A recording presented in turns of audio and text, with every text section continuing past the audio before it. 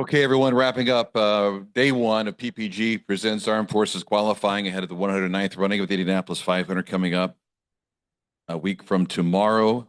Marcus Armstrong already joins us, driving the number 66 Sirius XM Route Insurance Honda for Meyershank Racing with Curb Agajanian.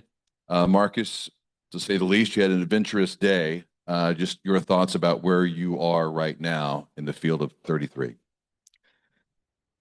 Uh, yeah, it's obviously hugely disappointing what happened this morning. We had a very fast car, and I think Felix he demonstrated that. I think he's got the quickest one lap of the day, but he was, I don't know, P7 or something now. And I think that him and I were pretty much the same. So it was very disappointing when, yeah, I don't know why, honestly, I lost the car so suddenly. Um, you could argue a bunch of things, but ultimately we put a setup on the card that we thought was going to be reasonably conservative for the conditions. But ultimately that wasn't the case. And then massive credit to them to Meyershank Racing for putting our road course car together so quickly. Um, and I think we circulated it at 2:29. Yep. We didn't even have telemetry on the first run, so we don't know where the COP or ride heights are or anything. So that second run was a bit like, yeah, we'll see. But massive credit to them for putting the car together. Open it up for questions. Kinsey on this side, Madeline on that side. David, will start there, and then David. Yep. After that, thank you. Go ahead, David. Thank you.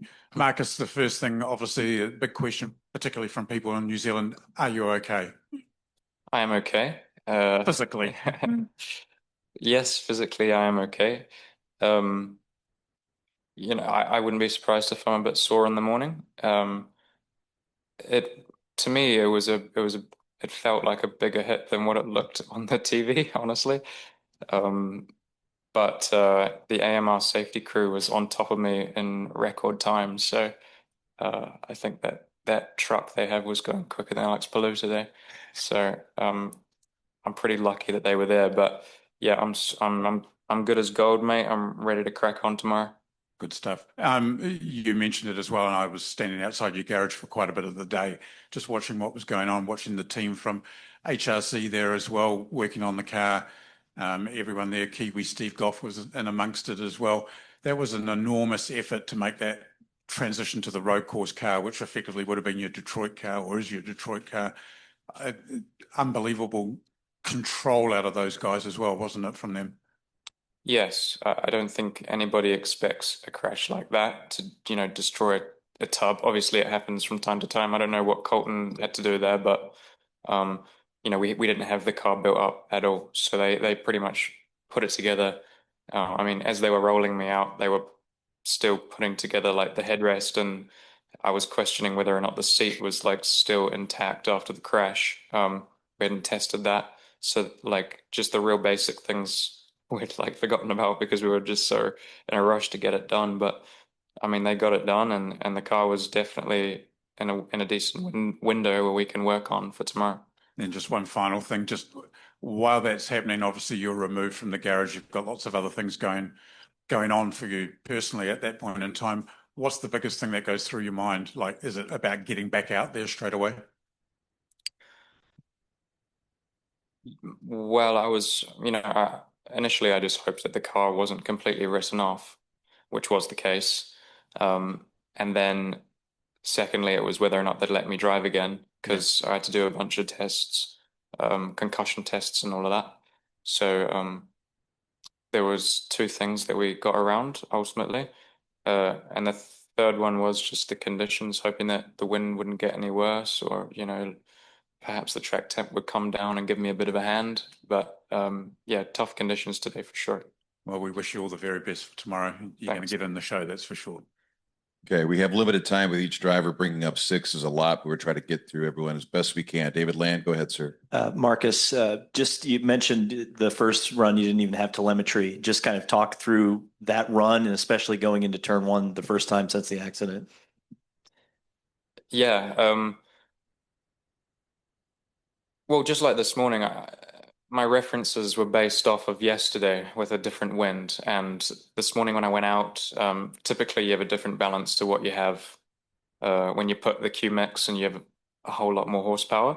So this morning's balance caught me by surprise massively. So I was kind of a little bit lost on that warm-up lap when I just drove now.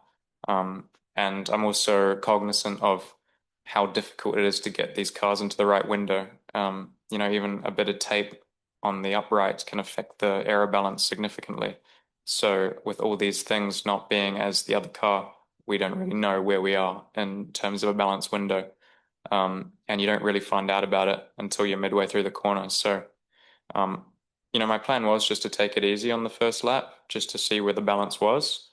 Adjust from there with my tools. My weight jacker actually wasn't working, so I only had my bars, and then hopefully for the second run we would have been able to modify the ride heights and all of that, but we didn't have any data, so we just sent it with the same car. So you made that improvement from 26 to 29 just based on feel. I mean, to kind of describe the difference between the first run and the second run, and then kind of your confidence level going into tomorrow. Yeah, for sure. I mean, my mindset was if the car is good enough to do it, then I'm not going to be the reason that we're not going to get through today. So, um, you know, I threw caution to the wind, if that's the right expression, um, and just went flat. Hopefully the balance was there. It was, and but ultimately wasn't quick enough. So we'll come back tomorrow. That is the right expression, by the way. One more question. Wolfgang, go ahead. Marcus, before the accident, did the car give you any warning signal or driving behavior? And the accident itself, do you think the wind was maybe responsible for that? I think, you know, obviously the wind was strong. You know, this morning it was a lot colder, and history normally says from years past that you can afford to take a decent step down on downforce. However, this morning wasn't really the case. So I do believe that with these hybrids now, it's the window is considerably smaller, the balance window. You know, I think where we were mentally was we have a strong car. We can be inside the top 12, if not the top 5. And we want to finish that small little morning warm up where we want to start quali. And ultimately that was probably a bit ambitious as well. All right. We know how much you love the Indianapolis 500. Get a good night's sleep. We'll see you back on the track tomorrow. Thanks, Marcus. Thank you.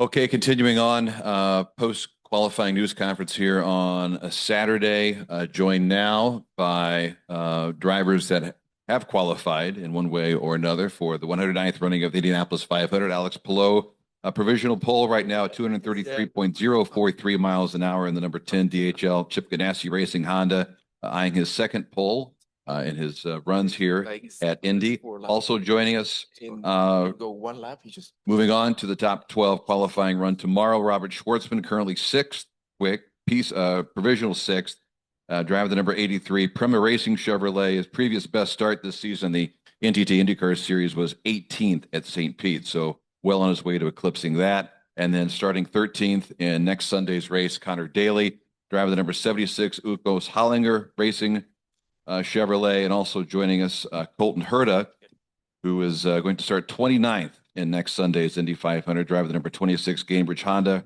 for Andretti Global with Curb Agajanian. Alex, let's start with you right now. P1 for you. Looking ahead to tomorrow, top 12. How satisfied are you with what happened today? Yeah, amazing day for us.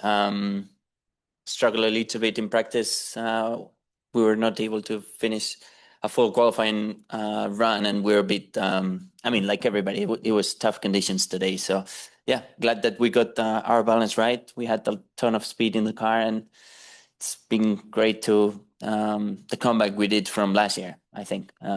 Yeah, from both sides, I think HRC and the team. So yeah, really fast cars, and looking forward to tomorrow. Yeah, tomorrow should be a good show. Robert Schwartzman, you're going to be a part of the show, top 12 tomorrow. How pleased are you with obviously the effort? And I'm sure the team is ecstatic about today's results. Yeah, honestly, really, really good day. I honestly did not expect it to go that well. We were gradually improving the car step by step. But to have such a good run this morning, I was like, okay, this car is really fast. Obviously, it was really tricky, as I said already before. It's the toughest, I think, qualifying of my career, because like 4 laps consecutive focus, like one slight mistake and you're done. So yeah, definitely it was big challenge for me, but I'm happy that I managed to complete all 4 laps. We're going to top 12. I think it's also a good thing. It's the first one of the team. So, we finally got the top 12, and it's here in Indy. So it's quite a legendary moment for us. So yeah, honestly, really happy. The team did a really good job, with engineering and mechanics. Everything was step by step without rushing things, making sure everything is right. And I think that's where it paid off. Congratulations. For you, Connor, a bit of heartbreak, certainly. What happened in that last qualifying run for you guys? Oh yeah, I mean honestly, the team we had a wild day. I mean, honestly, our first run, the whole front wing being wrong was crazy, because we obviously have to go through tech before we run too. So it was kind of a shame there, but yeah, we had to come back, and in the middle of the day, just didn't quite have exactly what we needed, and so we trimmed out for the last run just to try to stay above where we needed to be. Yeah, I mean, I did not get the weight jacker back to the right position for turn 1 on the last lap. So it was definitely my fault. The team deserved to be in the 12. But yeah, you just got to be perfect here. And I was trying a few different things to just be as consistent as possible, and just happened to not get the weight jacker back in time. So yeah, that cost us the 12, but a good bounce back for sure for our group, definitely. Colton Herta, for you, obviously a interesting day to say the least. First of all, how are you feeling? You okay? Yeah, I'm fine. And your thoughts about getting in the show, first of all, I guess.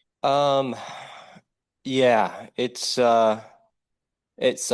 I think from our standpoint of where we want to be, and what we want to contend with, we're not happy just making the show. We want to fight for the pole, and we want to be in the fast 12.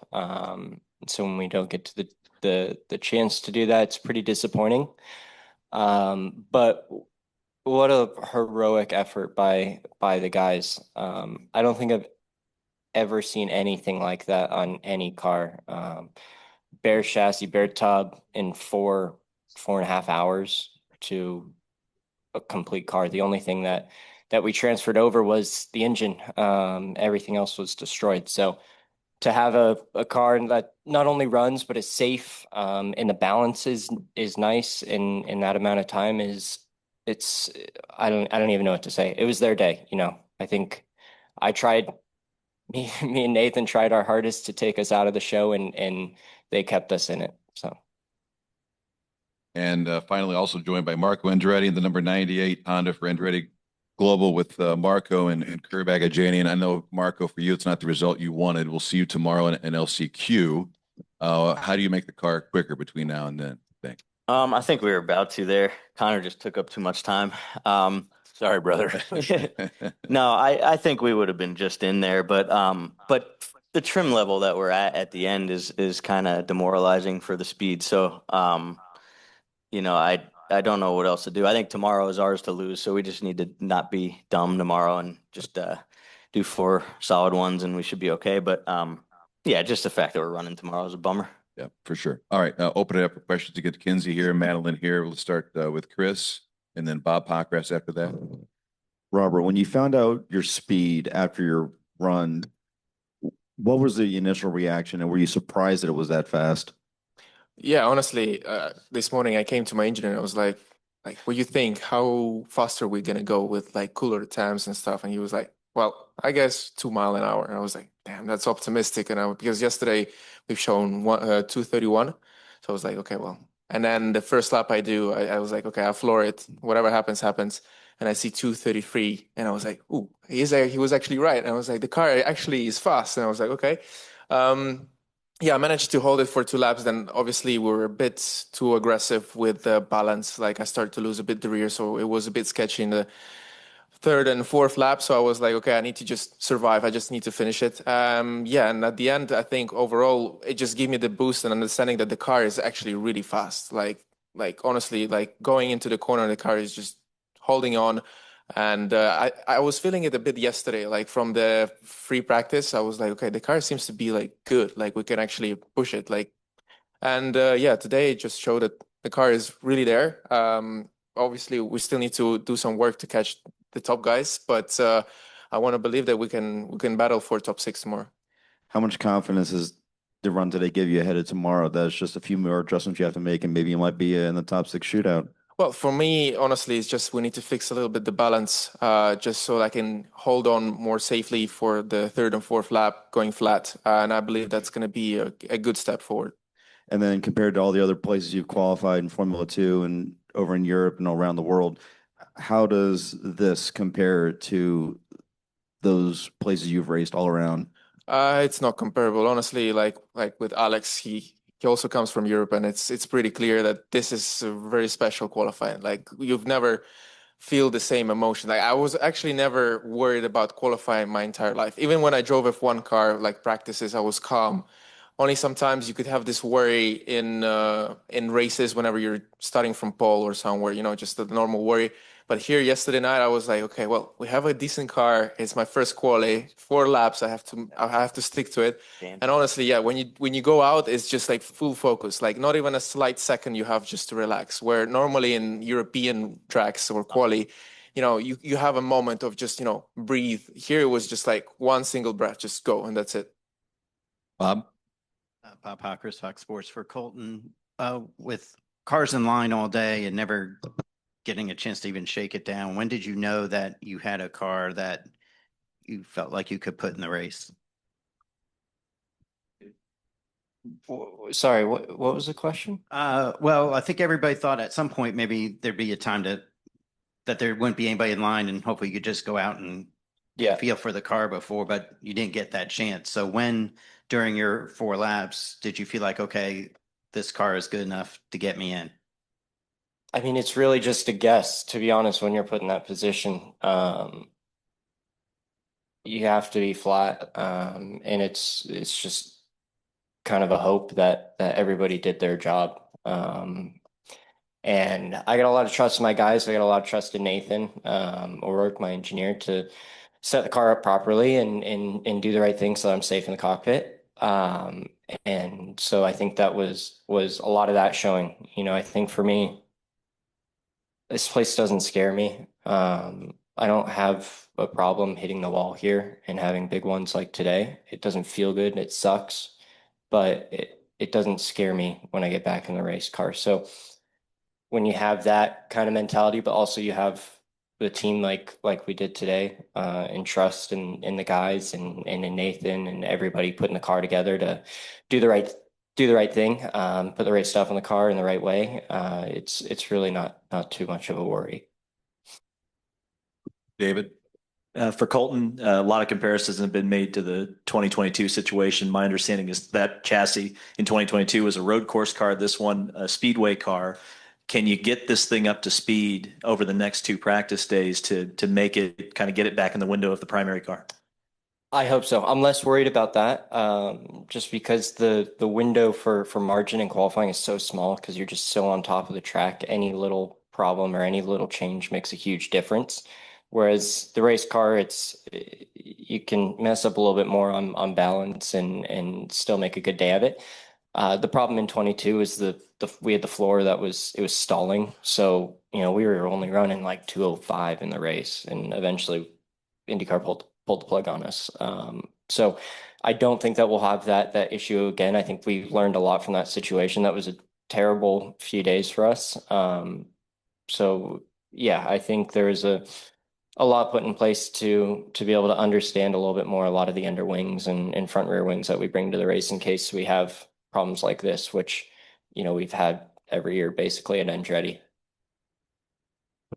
Wolfgang, go ahead. Two questions, one for Robert, one for Alex. Robert, you just said earlier that it was the most, well, my interpretation, stressful qualifying compared to all your other race experience in Europe with this new environment over. What was your realistic expectations before you went out? What you really expect by yourself? What could you do in qualifying? Well, again, as I said, I didn't expect to be that fast. My target was focused, just, you know, gradually improve the car, improve the team, you know, get a few things and also learn at the same time. It was because I'm a rookie, team is a rookie, so we try to just, you know, find some pieces and if it works, just to fix them, learn that that's how it worked. And, you know, coming in qualifying today, the expectation was just, I just want to complete 4 laps. That's the only thing. I was just like, I just need to finish 4 laps. Whatever I'm gonna be, I'm gonna be. I really wasn't really looking at it. I was just trying to, you know, get the confidence that I can drive this car fast and have it under control. That's it. And the question for you, Alex, you said earlier, we got the balance right. In case we have windy conditions at race weekend, next weekend, the car has to be retrimmed for windy conditions? Yeah, when it's windy, it's not nice, I think, for anybody. Like, it just makes the car be a little bit sketchy, and the balance shifts like corner to corner, or even throughout the corner, it just changes. Like, you can have a really sharp entry and then suddenly understeers like crazy on exit. So if that happens in the race, I think we're just going to see a lot more movement, a lot more mistakes, like tiny mistakes, I mean, and then allowing for a little bit more passes. So yeah, I think whenever you have like mixed conditions, it just makes the race a little bit more challenging. Got time for one, maybe 2 more. Bruce, go ahead, sir. Connor, to come that close to getting into the Fast 12, how do you describe is it excruciating, or at least you have the solace to know that you're safely in the field in pretty good starting position? Yeah, no, I mean, honestly, it's the best I've started in a long time. But I mean, I'm obviously very frustrated, and I'm super honest with everyone when it comes down to me making a mistake. So I have to take responsibility for that one. You know what I mean? So the car, I would say I definitely got creative on that last run and used some gearing strategies that were not suggested to me, but I just took a gamble and they worked. So that's good. But then I cost myself on the last lap too. So, it's part of the game here. I mean, this is so close. It's so crazy. This day was a range of emotions. I wanted to ram my head through a drywall earlier. And then now I'm like, I still want to do the same, but I'm slightly happier while doing so. So it's, just thankful for the team. They gave me a shot today. That's all you can ask for is a proper shot at it. And we know after all week of practice, we have a great race car. So that's what I'm happy about. By the way, Connor, to your point, this is your best starting position since you started 11th in 2019. So there you go. I was teammates with Marco back then. Back then, yes. Bruce, you good?